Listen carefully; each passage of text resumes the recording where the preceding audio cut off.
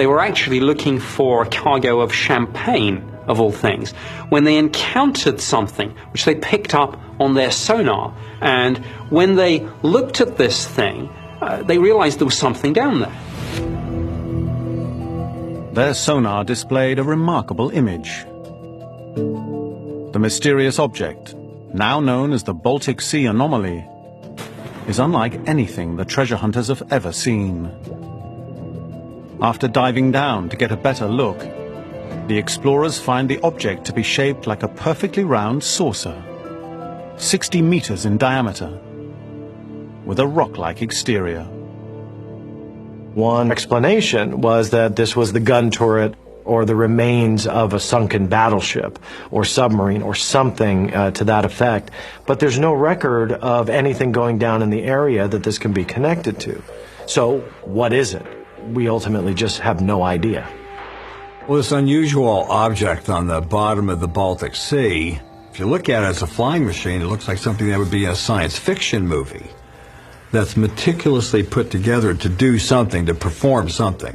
How big it is, I can't tell from this, but it's not something that was made by currents on the bottom of the ocean. Somebody made that.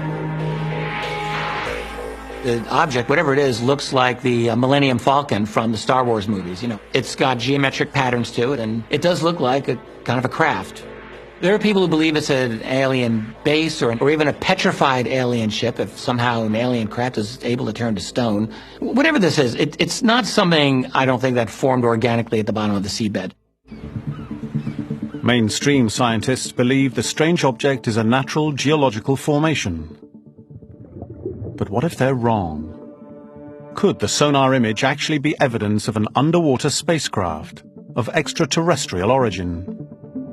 There are rumors that there have been samples taken and a layered metallic structure, which would have to be manufactured. So the Baltic Sea anomaly is not explainable today. It's not being researched in public that we know of, but it does have a lot of characteristics that indicate it might be something from another world. What we're looking at is probably an ancient crash site. There's definitely a skid mark you can see from it skipping or hitting the bottom, so it was definitely moving when it crashed there. If this strange object really is an alien vehicle, why does it appear to be made of stone? We all know what a petrified tree is. It was once alive and it became stone over time.